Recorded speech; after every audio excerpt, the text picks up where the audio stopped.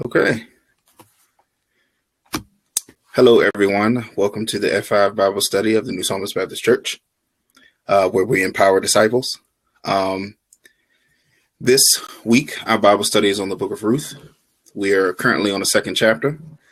My name is Devin Wood. I'm one of the co-leaders of the F5 group at the New Psalmist Baptist Church, where Bishop Walter Scott Thomas Sr. is our pastor, 6020 Marion Drive, Baltimore, Maryland, 21215. I got to put the address out there.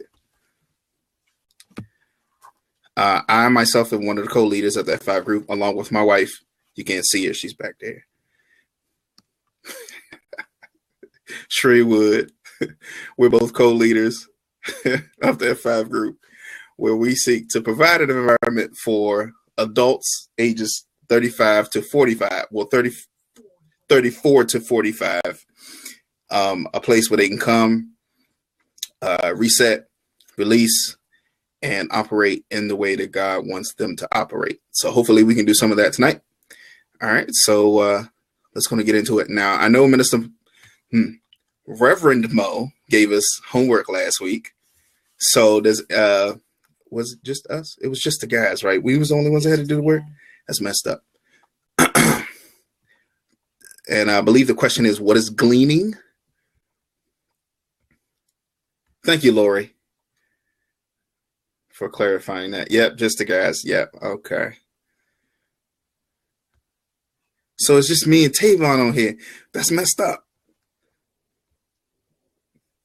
So Tavon, do you want to answer that question, or do you want me to answer that question before we get started? Because that's an integral part of where we're going tonight in chapter 2 of Ruth.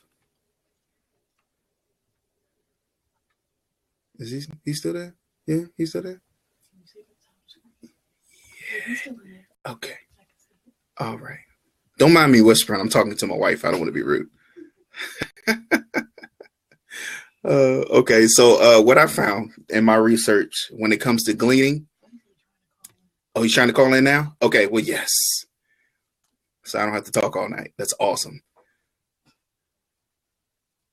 We'll give him a few seconds. Okay. I don't know how to work this thing, y'all.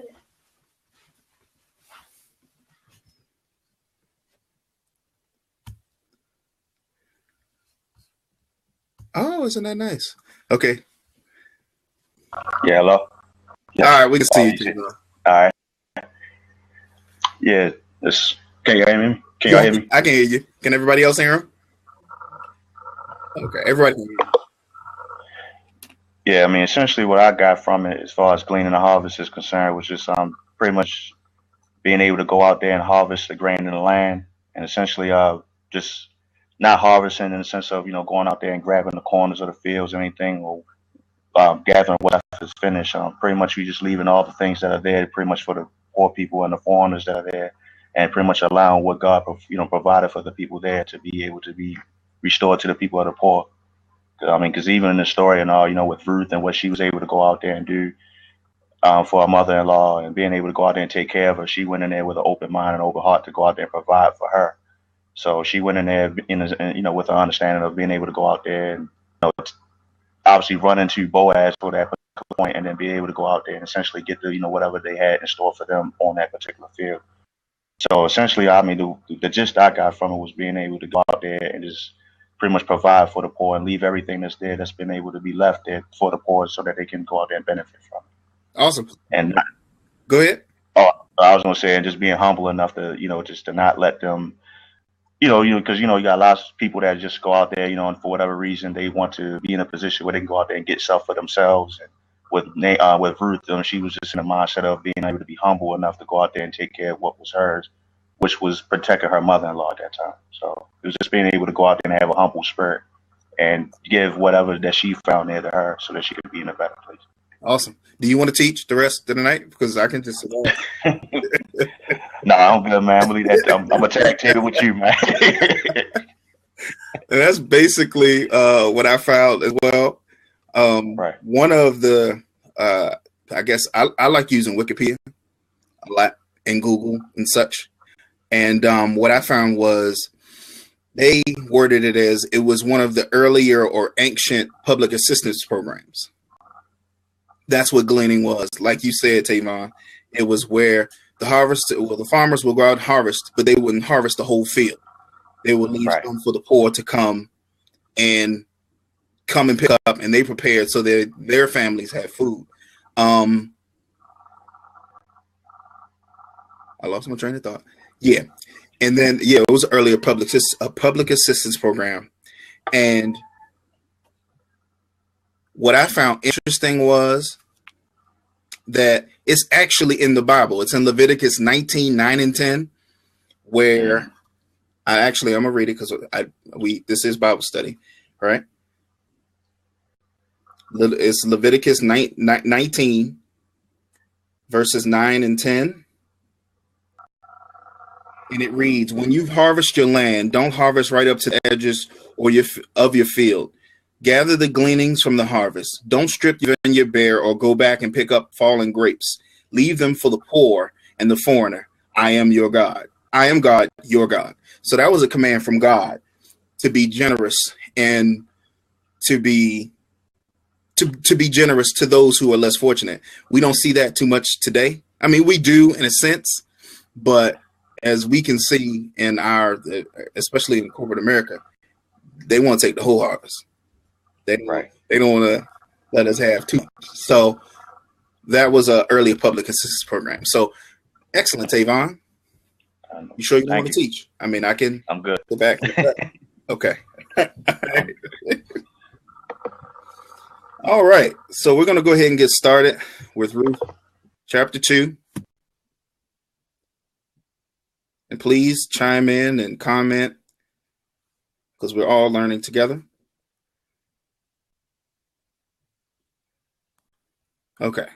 So where we leave off from chapter 1, Ruth and Naomi are back in Bethlehem after Naomi and her husband Elimelech left Bethlehem due to a famine, and they ended up in Moab. What we see in chapter 2, interestingly enough, chapter 2 starts talking about, in verse 1, it starts talking about Boaz, just out of the blue, revealing that Boaz was a relative of Elimelech, who was Naomi's husband, who is now deceased. And he was a man of great character, a man of integrity, a man of great wealth.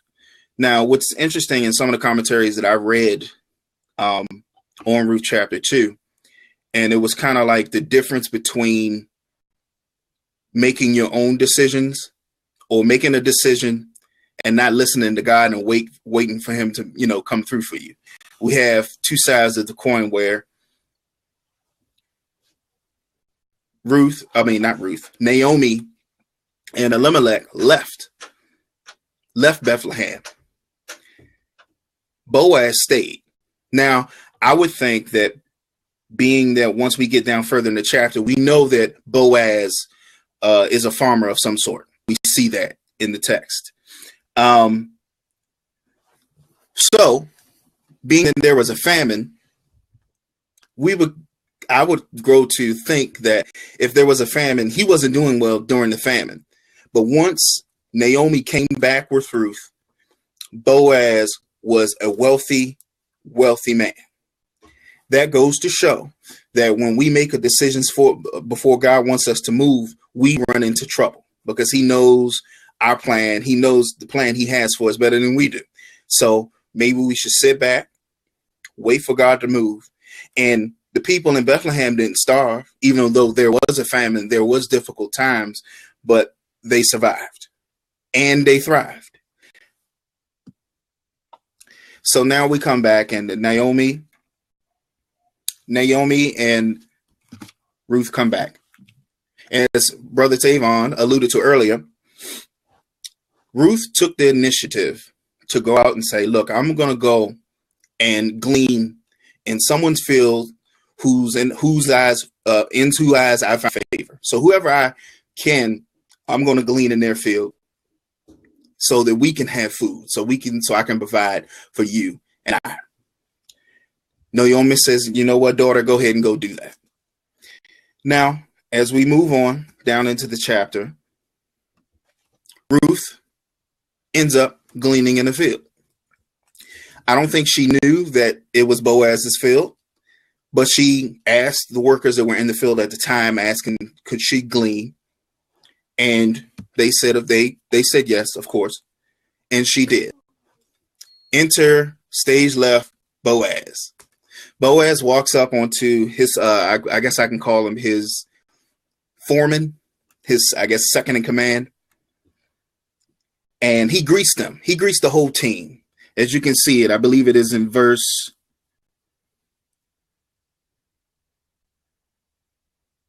Hold on.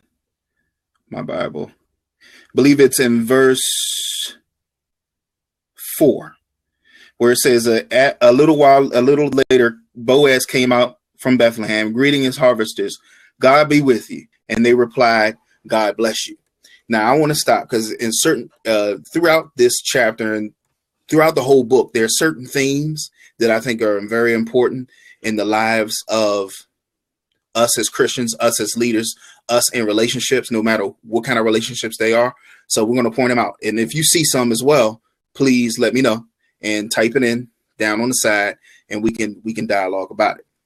So when I saw that, God be with you, replied, and they replied, God bless you. I find that to be I find it validates the character of Boaz.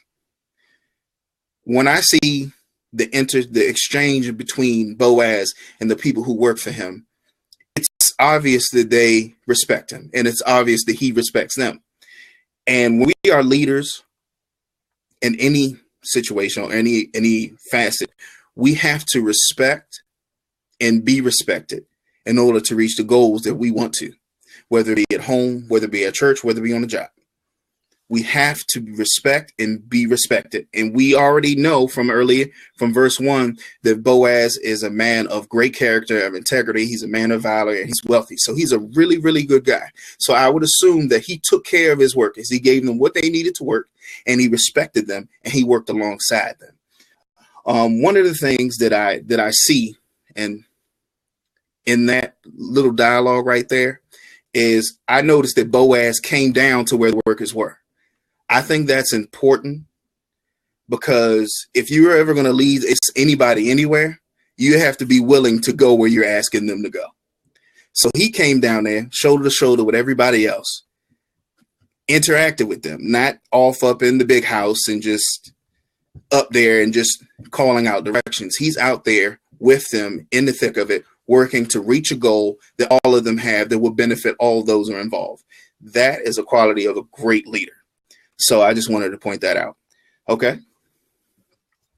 So as we continue to move on, he walks up to his second command, his foreman, and he asks, who's the young lady out here working? I've never seen her before. And the foreman says, oh, this young Moabite woman that came back with Naomi. Her name is Ruth. She asked kindly and humbly, could she glean from the harvest? And we said yes.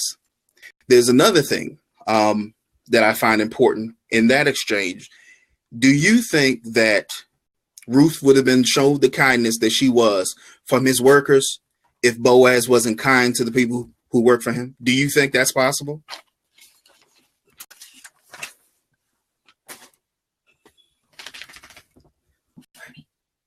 That's a question. I mean, you can chime in.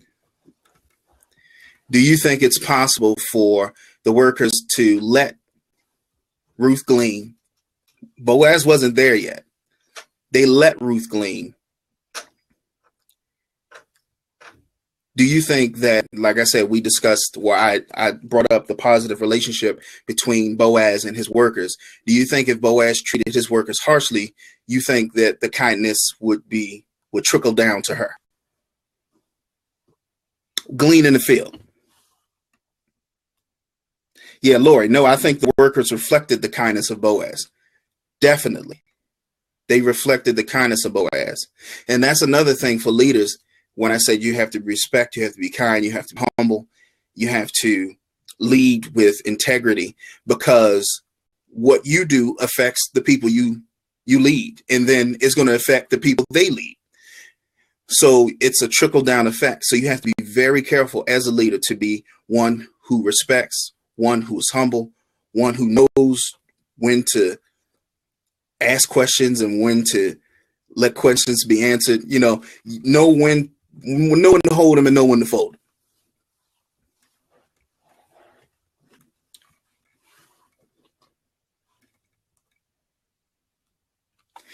Okay, so we're going to continue. So after that, his foreman lets him know that this is Ruth. She came back from with Naomi from Moab, and came back with Naomi from Moab rather, not Noab. And she asked, could she glean in the field? So Boaz approached her and said, Boaz approached her and said, look, don't work in any other field except mine. We'll protect you. We'll protect you. We'll make sure no harm comes to you. There's water, and eventually there's food, and you can glean what you need from this field. Don't go anywhere else. Now, this was an exhibition of true kindness from Boaz to Ruth, because he really didn't know her. He knew of her, as he explained in the chapter. He knew of her, but he didn't really know who she was on a personal level. And he was truly kind to her. He truly blessed her. Really, really, truly blessed her. He offered her security. He offered water and food, and he offered companionship as well.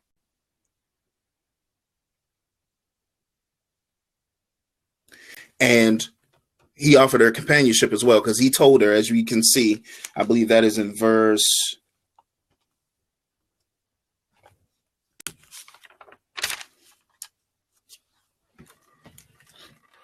That might be after verse 10, where he said, follow behind the young ladies who work for me, and stick with them, glean where they glean, and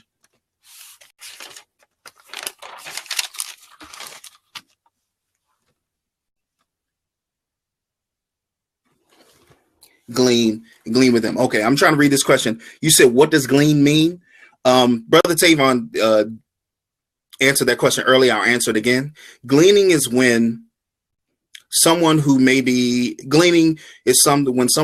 less fortunate will go out to where they harvest crops, and the farmer who's harvesting crops won't harvest the entire field. He will leave some for those who are less fortunate, and they will come and pick up the rest, the scraps.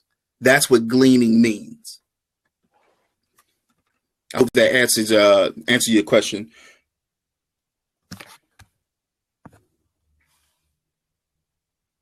No problem. If you have questions, I'll try to get to them. Not a problem at all. So as we see Ruth taking an initiative to go out and attempt to glean from somebody's field, that somebody who finds favor with her. She ends up in Boaz's field, a relative of Elimelech, who is Naomi's dead husband. He tells her, don't glean in anybody else's field except mine. You'll be protected here. We have food, we have water, and you should hang out with the women who work for me. Stay close to them, glean where they glean. Now, from in the morning to having just a little bit of a plan, not a for sure plan, to having a sure thing. If that's not the favor of God, I don't know what is. That is the favor of God, and God guiding your steps, even though you don't see him guiding. That's God guiding your steps. She is really on the come up. And Boaz's true kindness to her is blessing her. Now, what makes Boaz's action so great is because he doesn't expect anything in return. He just wants to bless Ruth. He's heard of what kind of woman she is, how she took care of Naomi and stuck with her. So he knows all about who she is, and her character is maybe the reason why Boaz is so kind to her. And that brings us to another point. You never know where you are and who's watching you. Your character should be so good and so tight, because you never know where that one impression of you that somebody has will take you to the next level. That one impression that Boaz had of Ruth allowed Boaz to have the capacity to bless her, even maybe beyond she thought she deserved. So that's a great, great thing. Great thing. Now, of course, after doing all this, Ruth thanks Boaz profusely. She's not from Bethlehem. She's a Moabite woman. She thanks him so much and is so humble. And that's a constant thing that we see through the second chapter, the humbleness of Ruth. She's humble. She goes and tries to get help to provide for her and her mother-in-law. And she's humble the whole time. And her humbleness is exhibited when we go to, that is chapter 3. When we go down to when the Bible says it's meal time, and Boaz comes over, invites Ruth to come eat. I'm sorry, I lost my place.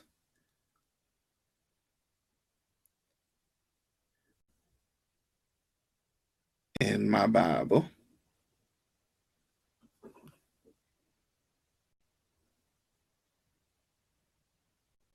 Well, yeah.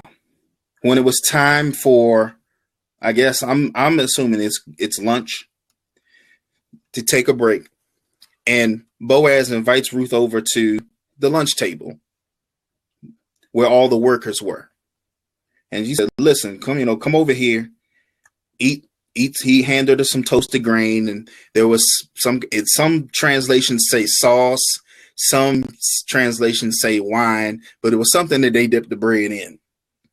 And he allowed her to participate as if she was one of the team, like she was a part of the team, which he didn't really have to do.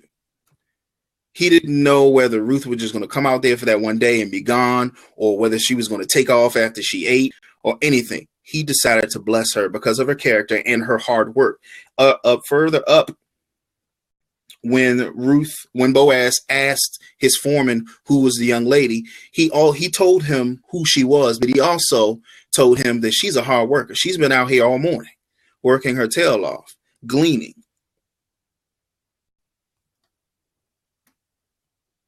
And like I said, when the mealtime came around, I believe, it's in verse 14 rather. So she joined the harvesters. Boaz passed the roasted grain to her, and she ate her fill, and even had some left over. And as we see later in the chapter, she saved that piece of what was left over from what she ate for Naomi. That was the character of Ruth. She was giving. She wanted to take care of her mother-in-law, and she was humble, and she was hardworking. These are all traits that all of us, if we're ever going to get anywhere in life, whether it be at home, at work, at church, we have to have the initiative to do some hard work hard, study hard, live right, and act in an integrous way. So after that, she saved some. She continued to glean after the lunchtime was over and everybody back to work. And before the foreman went out, when she went back out to glean, the foreman said, "Look, put her in the good part of the field. Put her in the good part of the field where she can glean the most, and even drop some bundles off in her way. Don't just outright hand it to her, because I don't want to insult her dignity.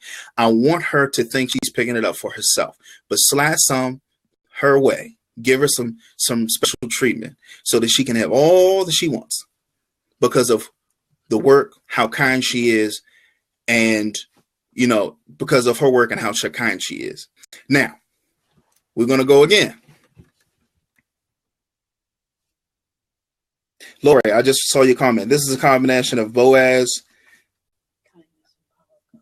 kindness, and power of God. Definitely. I'm reading yours, Kim. Even though Naomi and Ruth were down and out, God was still making provisions for them to be taken care of. They just didn't know it. Just know the end result of the story. Definitely. Definitely. They didn't know. She didn't know whose field she was going to be gleaning in that morning. And she didn't know she was going to get to come up like she did. Now, check this out, y'all. She went from having a plan to being able to glean to being a part of the team to gleaning the best part of the field in one day. In one day. If I don't know, that's crazy. How many of you can go and get a job tonight and, glean the knowledge you can, become, like, let's say if I go to McDonald's, I'm going to go up there and say, look, I'll do whatever you need me to do on the fries, I'm flipping Big Macs, I'm running, I'm an assistant manager of the store. How many can do that in one day without God in their lives? And I believe that's where Ruth realized this is nothing but God. And she was kind and she was humble and she was thankful the whole time. She realized that she didn't do under her power. She had nothing to do with it. She was just in the right place at the right time. And she knew God was working.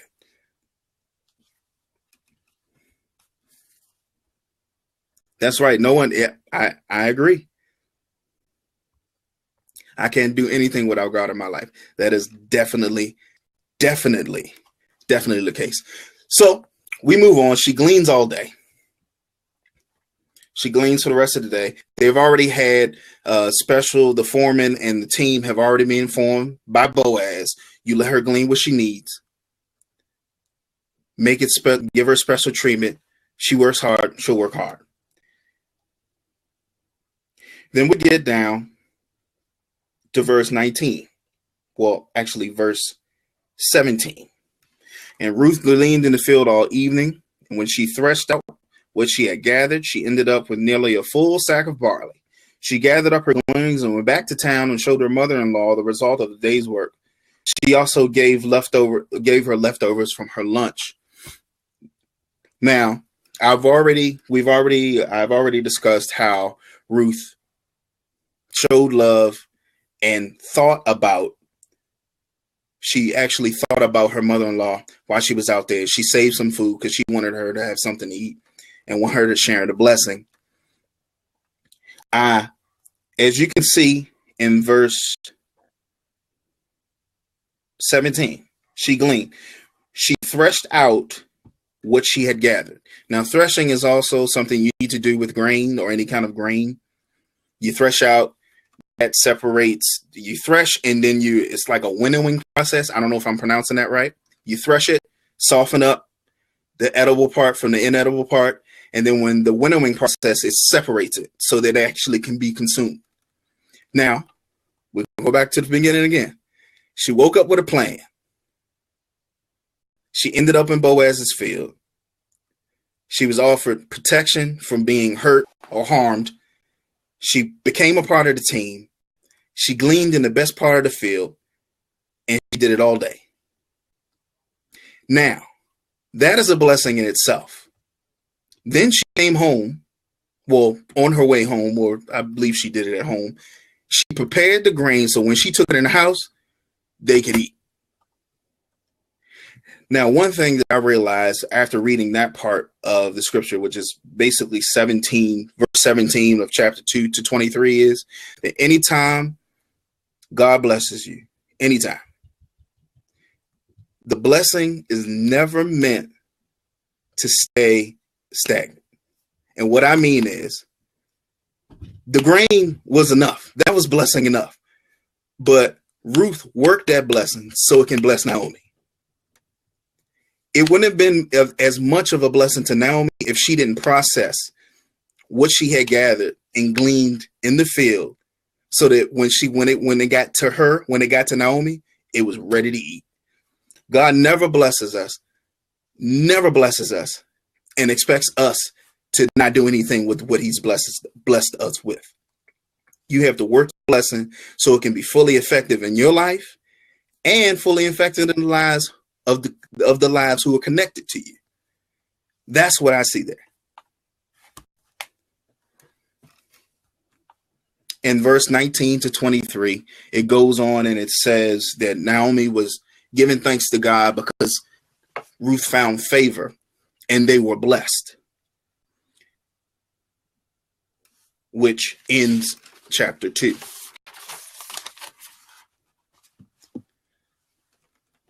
Now, is there anything else that anybody else see in chapter 2 that maybe we can discuss?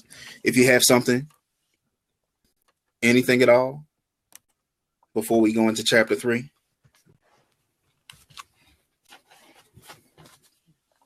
We see many themes.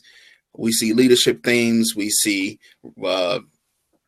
leadership themes. We see personal themes of how to be how to be someone of integrity, how to be truly kind to one another. Oh, I forgot one thing. The way that Boaz treated Ruth is probably, I've read in a commentary that it should be a symbol or a map of how we should treat those who are new to the faith. So as some of us have been saved for, I don't know, X amount of years, but we don't necessarily at times treat those who are new to the faith with kindness because they don't look like us, they don't talk like us, they don't walk like us. But yet, they had enough initiative to walk in their church and give their life to Jesus Christ. And once that happens, even if it didn't, we should be able to treat each other with kindness, no matter how we look, how we walk, how we talk. We have to be able to show kindness to everyone. That's what Jesus did while he was here. And we are ordered to do the same. So is there anything else that anybody want to share about chapter 2? I know Reverend Mo tasked us to get through 2 and 3 tonight, and I'm trying to be obedient. What time is it? Okay, 7:35. So we have a little bit of time. Oh, music lover, Kim, you got something? Yeah, sure. No, I think I got it. Hello, Kim. Hi, everybody. Hey, Kim. Hey. Devin, you touched on basically everything. And I had some notes that I've written down before we started tonight. Mm-hmm. So going back to the gleaning. So like you said, the gleaning was also a part of an ancient culture where it was an early form of welfare. But then I also took it a little bit step further. I said the act of gleaning, quote unquote, is the gathering after the reapers, which means, so then I took the base word reap, and reap means to cut or to gather. So if we're looking at the book of Ruth, quote unquote, was cut off from her past. She was cut off from her former culture. She was cut off from Moabite society and went into this new culture. She engulfed in this new culture, Judaism, and embraced it. And all of that to say, she cut off her former life to start, quote unquote, a new life, which would be the gleaning, which would represent the gleaning. Then I also wrote that the kindness Ruth displayed, meaning to Naomi or Mara, depending on however we want to call her, the kindness that Ruth displayed was also being reciprocated back to her through Boaz. And we can see that in Ruth chapter 2, verses 8 through 9 and verses 14 through 16. And then my last little comment was, even though Naomi and Ruth were husbandless or manless, provisions were still being made for them through God Almighty. So that was all. Okay, thank you, Kim. That was awesome. I like the reaping part. Tavon, yes, you can call in, definitely.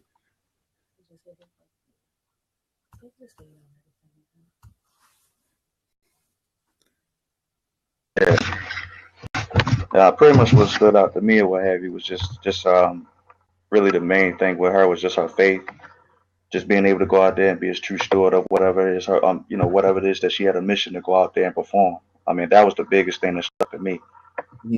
Just her being in a position where she was selfless and and not being selfish and worrying about what it is that she was trying to gain out of the situation, and focusing on again being able to provide for her mother-in-law, but also being able to provide for Boaz and reward him for what he was able to go out there and do for her. That definitely stood up to me, because you have a lot of people nowadays where they're not necessarily able to go out and give back and really kind of forget where they come from in a sense. They just kind of kick you to the curb once they get something, and it can just kind of leave you to the side and all. So that was the big thing that stuck out with me. But then also just again, like you touched on earlier, just her humility and her willingness to understand, where, again, God had placed her at that particular time on that particular field. She came in with one plan and God blessed her with a multitude of other plans. Right. So, it was a great thing, to be able to go out there and understand her ground in that regard. But then at the same time, still, be humble enough to not let it get, not let it build her ego up, not let it, build her head up or anything like that. That was the big thing that stuck out to me, in regards to chapter 2. Awesome. So, you sure you don't want to chime in? You sure? You got to.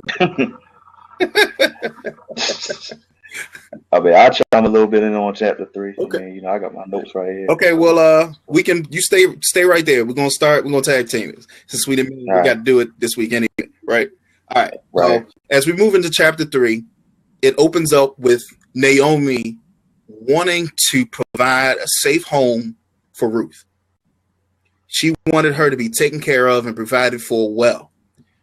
And in order to do that, and especially in this time, most of the time you would need a husband to do that.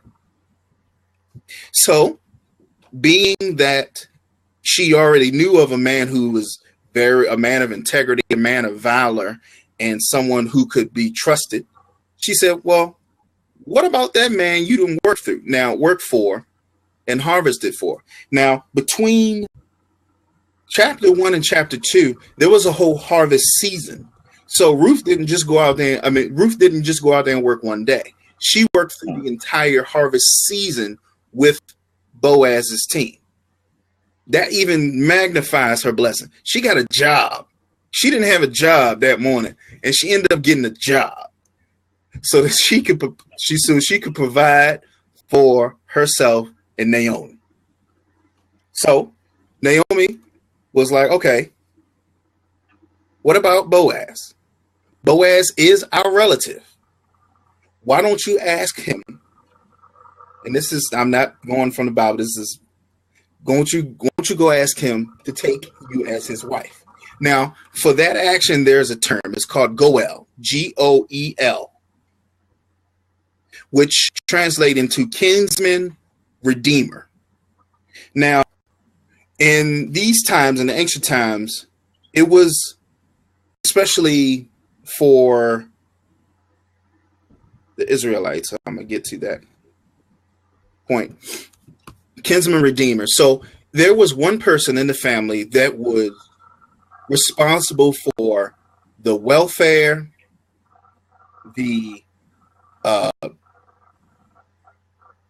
welfare, basically responsible for taking care of the family, property, people, and the bloodline.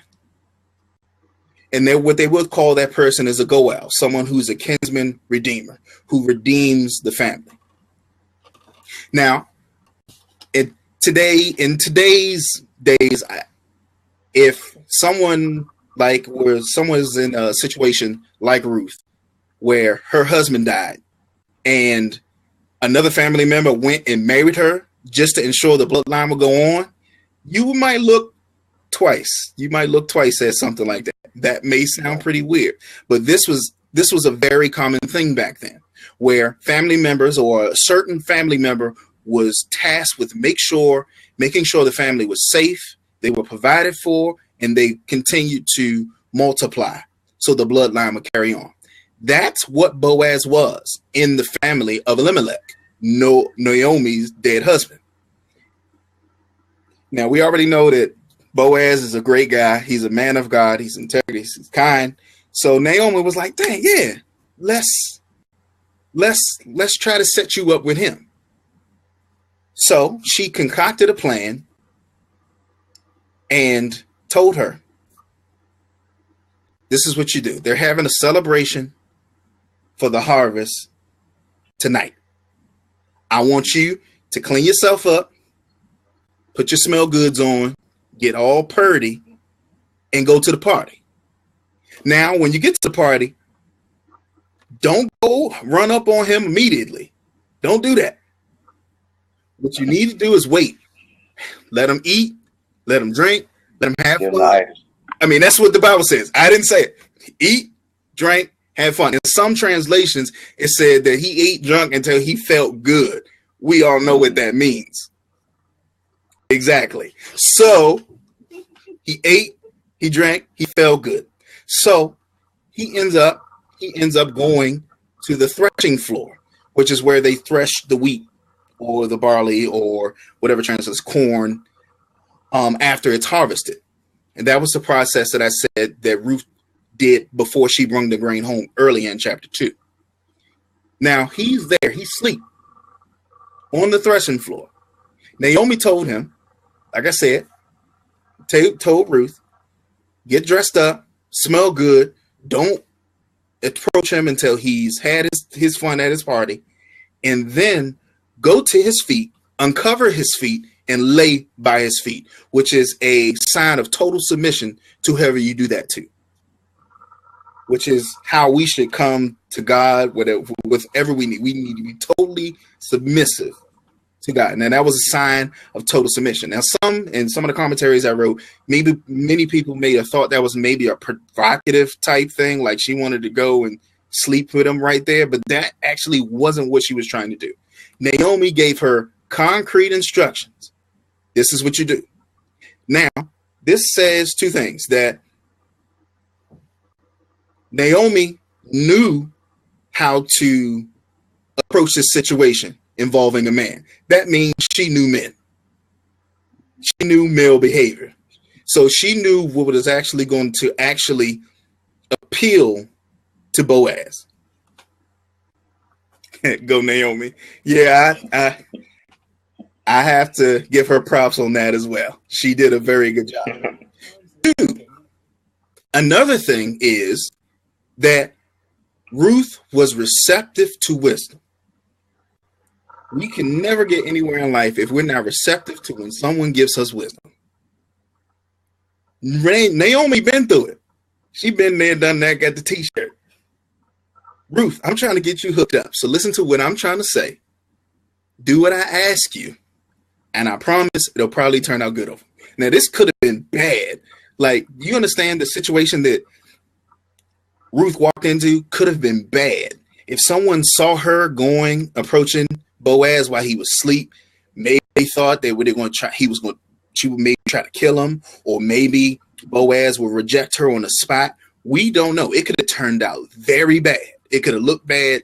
Somebody could end up dead or something like that. So for her to follow this plan, not being sure of how it would turn out, that says she was receptive to wisdom, and she must have had God somewhere in her life, because something like that off a whim, I don't know.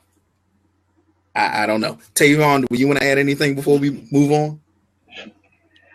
Yeah, I pretty much just kind of just piggyback with what you were just saying. I mean, she just knew how to feed, the man's heart, and know how to meet him where he was at that particular time. Like you said, I mean, she came into a real, unknown situation at that particular time. Didn't necessarily know what she could have got herself into. She was in enemy's territories. People could have obviously did something to her and, inflicted some type of harm, but she wound up sticking to the plan that, Naomi spoke, through her, and pretty much used that as a conduit for learning experience and all. But I just look at it as, again, she just knew how to go out there, again, and just, play her position and not, do too much too soon, but rather just go out there, just follow the plan that, was already laid out in store for her, so. Right.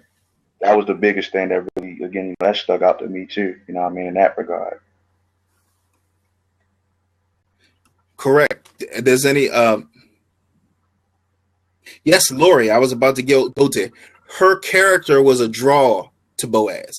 The accumulation of their interactions between her gleaning, her working hard, and then her actually going and being in a posture of total submission to Boaz cemented everything. It cemented everything for Boaz. And he eventually he ended up saying, "Yeah, man, I'll marry you. I mean, you are a virtuous woman. You are a virtuous woman. I know where you are. I know who you are. I know where you come. I know what you've done. And you're a virtuous woman. And I would love for you to be my wife." Now, in some commentary, it was one commentary that I read that was revealing and convicting for even me, because I am married, where it says, ladies, if you claim you want a man like Boaz who's strong, who's integrous, who will love you and protect you and provide for you, but would you be totally submissive to him?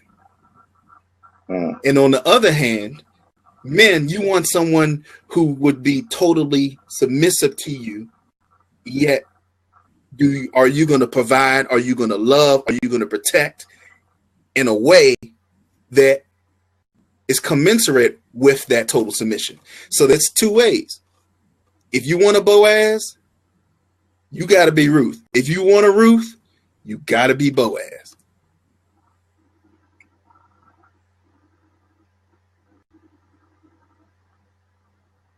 Okay, I'm going to read Lori's comment. I learned that in the Hebrew Bible, Proverbs is the chapter right before the Ruth. So Proverbs ends with the Proverb 31 describing the virtuous woman, and the book of Ruth follows.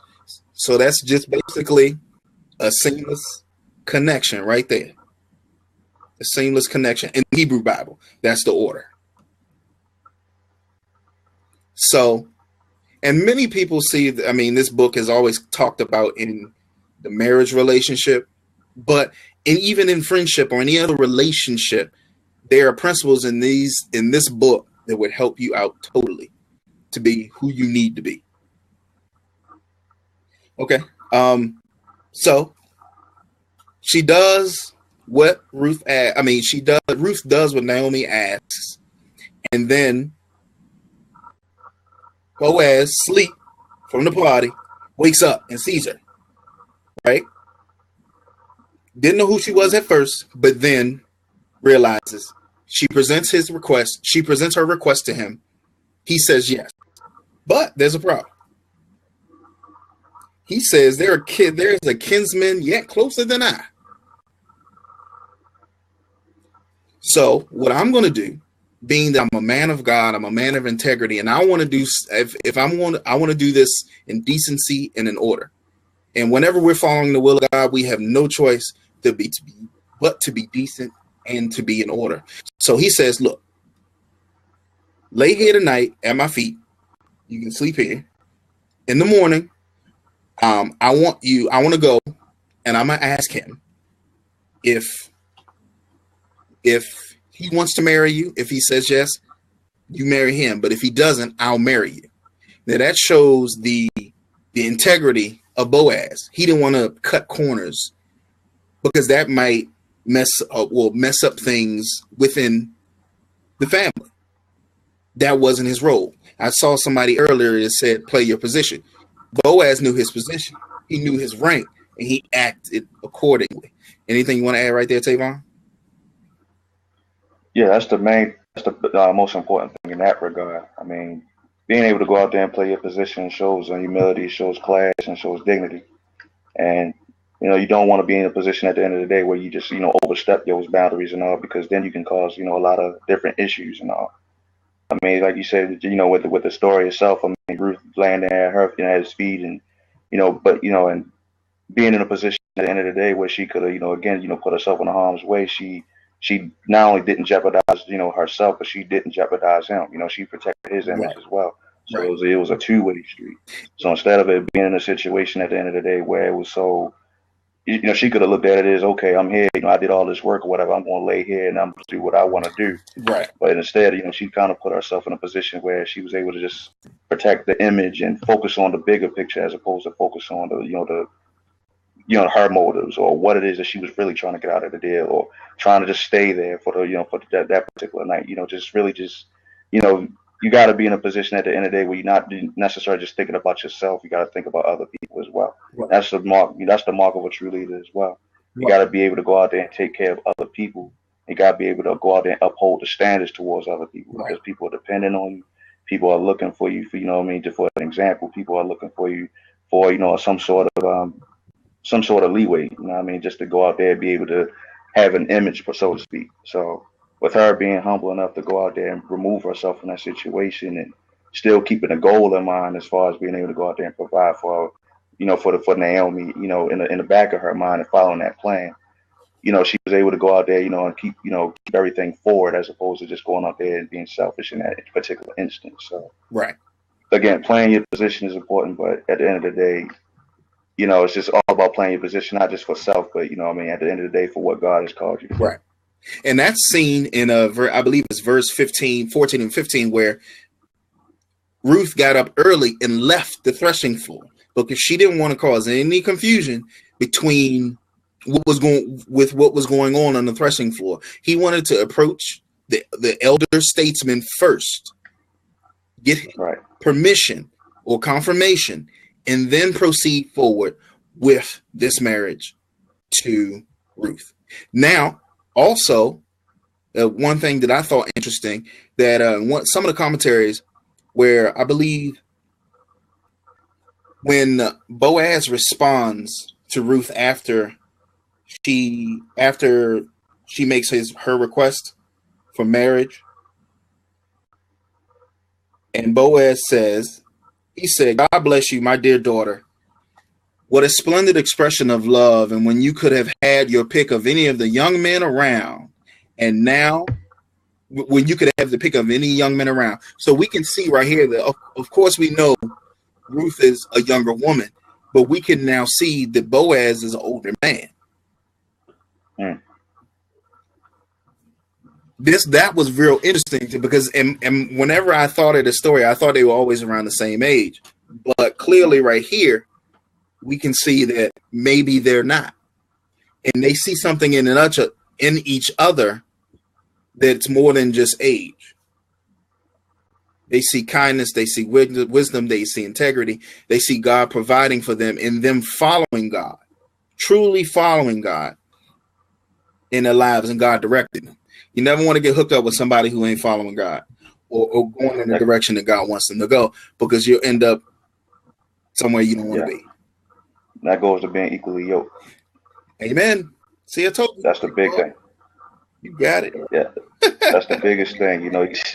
That's the biggest thing. You gotta be equally yoked. You gotta be, you gotta be with people that's spiritually connected and going in the same direction as you, because you're going into a situation where you're going to, with a person that's going in a negative position, that could send you to hell. That can send you to, mentally into hell.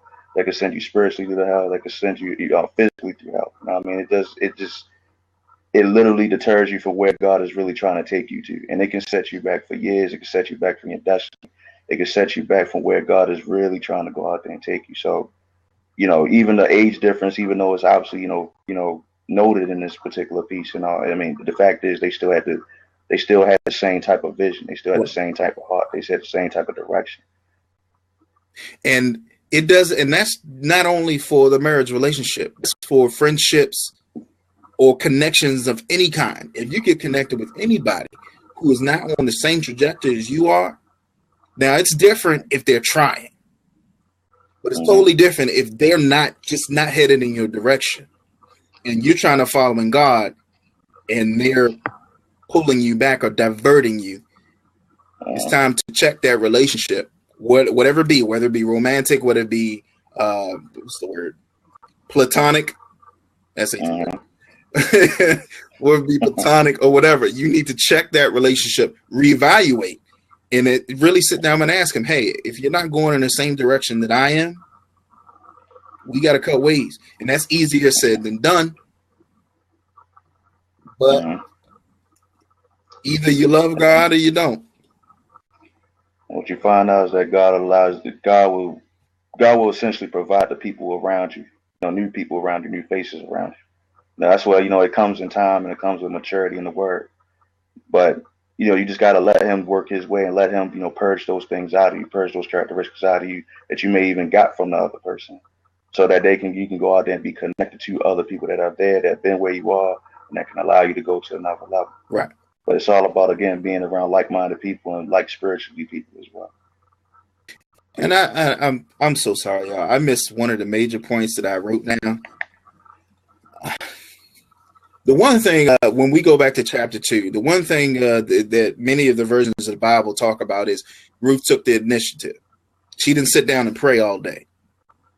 Now, praying and fasting and laying on your face, crying and slobbering, that's all well and good.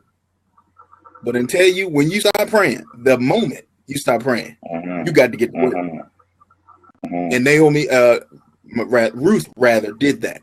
Because she could have prayed all day for God to feed her and Naomi, but he said, "Look, I'm gonna make this plan, and we're gonna go for it. I don't know if it's gonna work, but God touched it." She took one step, God took 4,000, and she ended up working in the field. One of her family members who was wealthy, and she was put right in the thick of the thing. So everything that they needed, she got. That is a blessing. That is definitely a blessing. So and then we leave chapter 3 with Ruth coming back home to Naomi. Now note in verse 15, it says she spread out and poured so Boaz said, bring the shawl you are wearing and spread it out. She spread it out, and he poured full of barley 6 measures and put it on her shoulders. Then she went back to town. Now, this may not be a spiritual point or whatever, but it's always nice. A gentleman never lets a lady go home empty-handed. That is a gentleman smooth move. She came all this way, asked you something, and you're going to send me home with some bread? Man, I like you. I really like you. That is a boss move. I just had to put that. I laughed at that when I saw it. That is boss. You hear me? He said, "Okay, I'll give you a bribe." Right. You know what I'm saying? But even more than that, I think that the status of their relationship, being that she requested, they found a problem, they're working to navigate through that problem. I think he wanted to ease her mind by showing her a little more kindness. To say, look, okay, I know already that this situation is starting to look whack to you because I've introduced, I already let you know that there's someone who is more closely related than I am that has more of a right to take you as his wife, to be your Goel. So that's not the person I asked. Ruth is like, I asked you. I don't think she said that, but maybe she thought it. No, I didn't ask him. I asked you because I know who you are. I've interacted with you. I've seen how you've interacted with others. So let's stay with you. So I think he gave her to ease her a little bit. I don't think it was a bribe or anything like that, but it was a gentleman boss move that says, look, I'm down with the plan. I know you're a little anxious. Anybody in their right mind would be. I'm going to give you just a little bit of grain. Go home, back to Naomi. We're going to work it out.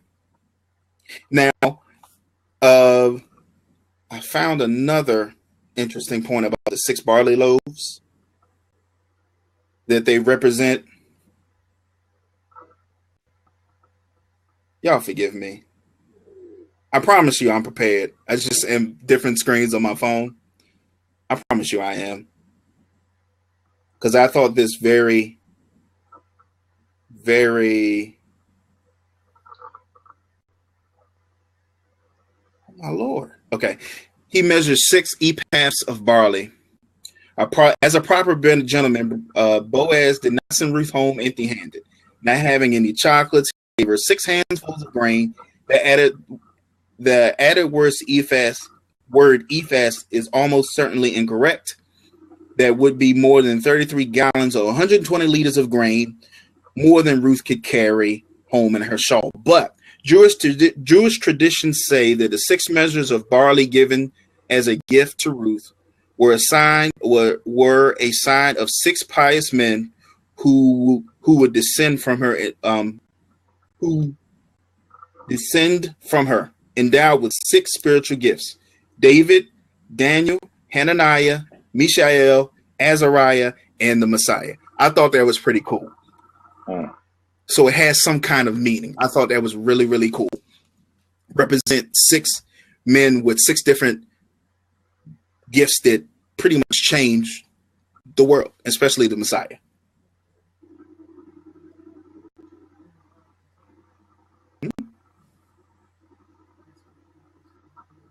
Oh, yeah. I forgot. Look, I'm over here talking to my wife. She's whispering in my ear, so please forgive me. Please forgive me. All right? She over here whispering in my ear. That's not Tavon I'm pointing to. It's my wife over there. All right. So we end with, okay, hold on, Lori. When Ruth Boaz to cover her with the corner of his garment in verse 9, it is a metaphor protecting with your wing. If you look back at chapter 2, verse 12, that is the prayer Boaz had for Ruth. Definitely. There is a whole sections of commentary illustrating the action of covering somebody with your cape. That's why I read in even a couple of different commentaries that in marriage ceremonies, they actually cover, the man actually covers his new wife with his garment, taking someone under the wing. That was a sign of that they were protected. And that's also what God did to us. He took us under his wing. We become Christians. He lifts up his garment and he puts us in the wing. So we're protected. We can thrive and we can survive. Okay, we got a little bit of overtime. I definitely want. Do you have anything to add, Tavon, before we finish the chapter? You pretty much hit everything on the head. Awesome. Okay, so my wife says I don't have to rush, but I do want to be respectful of everybody's time. So Ruth returns home to Naomi. She explains all that happened. And I'm sure she's anxious. I'm sure she is because of the situation. Because she don't know. I mean, literally, she doesn't know how it's going to end up. So verse 16 to 18. So when she came to her mother-in-law, she said, "It is you, my daughter." Then she told her all the man had done for her. And she said, "These 6 ephahs of barley he gave to me. For he said to me, do not go home empty. Do not go empty-handed to your mother-in-law." Then she said, "Sit still, my daughter, until you know how the matter will turn out. And the man will not rest until he has concluded the matter this day." So yet again, Naomi's wisdom is on display because she probably sensed that Ruth is already on edge. And she said, "Look, don't worry about it. You here now. He's going to decide this today. So you're going to know. So sit still and let everything work as it's supposed to." Lori, can you imagine asking a man to marry you and then he tells you he'll let you know later? Right. Well, technically he didn't say, he said yes, but there may be a problem. He said yes initially. Initially in chapter 3, he did say yes, I will marry you. But there's a guy who may be more senior than I. That's not even a word. More senior than I.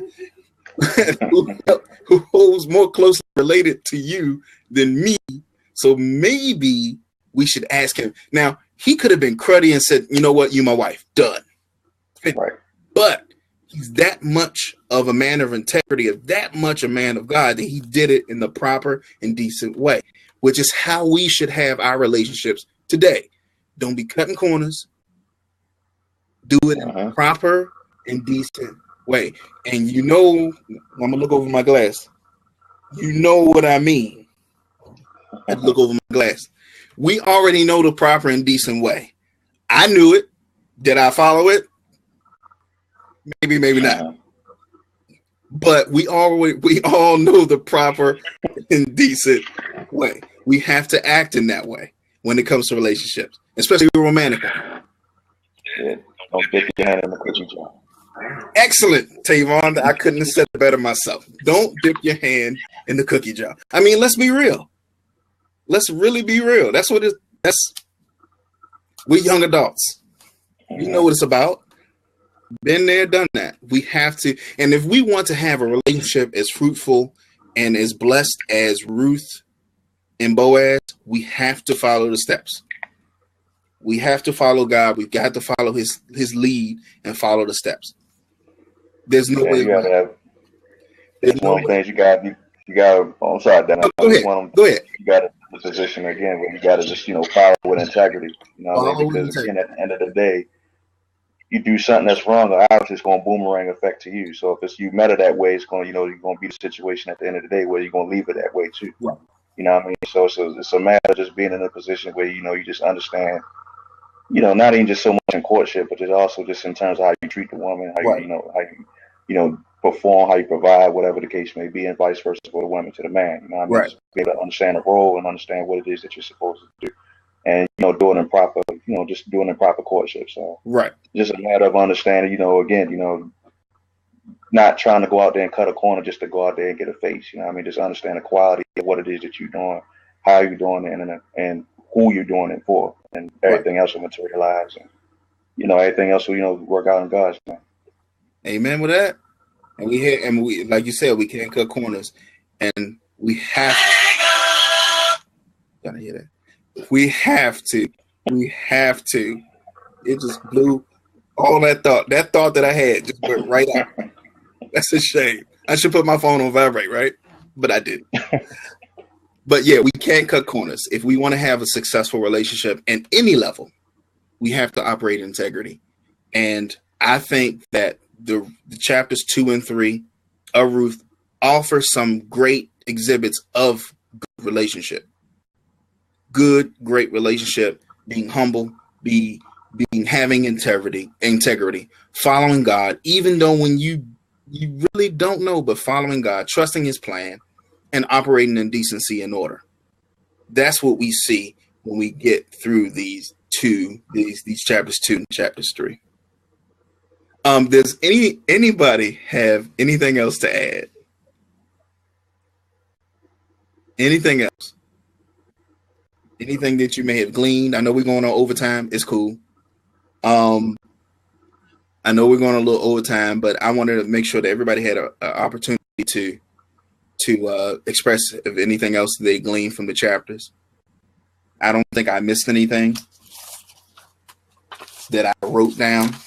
I'm probably sure that there's so much more richness in this chapter that I may have not even considered yet, or God may not reveal to me yet. So I'll keep digging. This is a great book.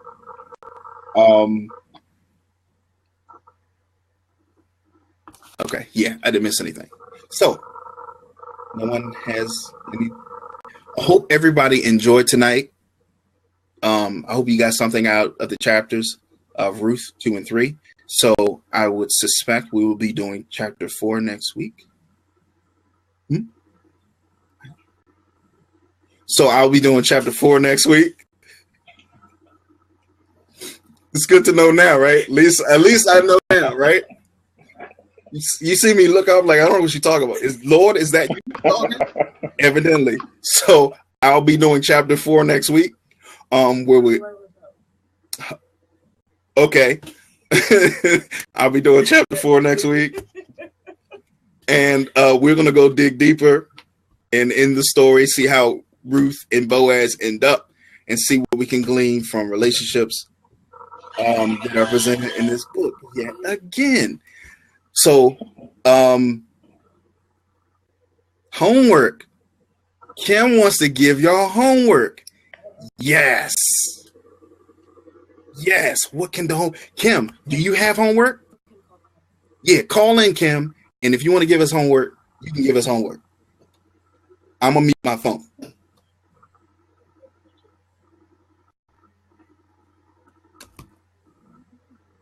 Don't get quiet now. You want to give us homework?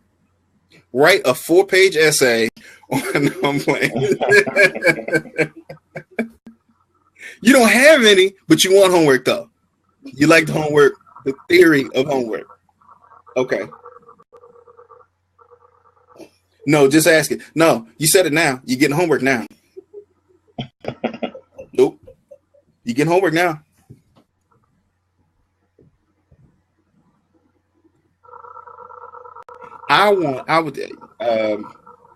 The way that I study is I read the chapter 2 or 3 times, and then I go to some of the Bible commentaries and I look and see what they have to say about the chapters. And I guess what my homework would be. Lord, give me strength. What would the MIT? Y'all don't want MIT homework. No. I know what it is. Okay. Read chapter 4. And I want any of you to see if you can find any other Bible stories that can parallel or that have similar themes that we experience in chapter 2, 3, and 4. Is that good enough? That's not too hard. So I'm going to repeat it again. Some of the themes that we encountered in chapters 2, 3, and 4 of Ruth, I want you to go through some of the maybe the Bible stories you already know or situations that maybe you don't. Google is a great resource. Look for other situations in the Bible that have similar themes to the story of Ruth. Being integrous, being following God, walking out on faith. Walking out on faith. My wife's talking to me. Well, lost my train of thought again. I'm sorry, y'all. Being someone with integrity, walking out on faith, doing things in decency and order. It could be themes on relationships. It could be themes on marriage. I want you to see and maybe pick two of your favorites, and then you can share them next week. I expect everyone to share something, though. Similar themes than we find in the book of Ruth. And if you want to compare Esther, that's fine too. Even though we already did. I'll give you a pass. Tavon, would you like to give them homework? No, you did homework fine, man. No, I mean, because we're both reading here. It's not just me by myself. If you want to give them some homework, we can do that too. So is that fair for everyone? Do I need to repeat it again? I'm waiting for the responses. No, we're good. Are you sure, Cam? Got it? Lori got it? Yep, one is enough. All right. I still want that full page essay, Cam, though, for real. Well, I thank y'all for joining the F5 Bible study tonight of the New Psalmist Baptist Church, where Bishop Walter Scott Thomas Sr. is pastor, Baltimore, Maryland, 21215, 6020 Marion Drive. I said the address kind of in the reverse, but we thank you for joining. We thank you for tuning in. My name is Devin Wood. I'm one of the co-leaders of the F5 group, where we seek to offer a place where young adults ages 34 to 45 to come be refreshed so that they can operate in the way that God intended them to operate. This is Tavon Manning. He's probably be a future leader at F5. I'll claim that right now. Walk in it. I'm saying. And we have finished chapters 2 and 3 of the book of Ruth. Next week, we'll be doing chapter 4. Me and Tavon are going to both do it together. I like this. So be prepared, Tavon, for next week. Do we have anything going on? No.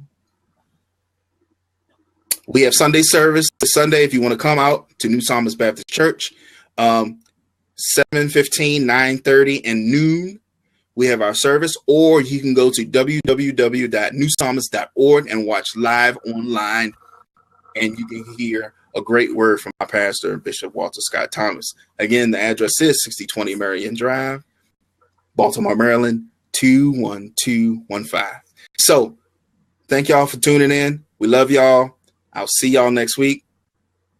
Evidently. I'll see y'all next week.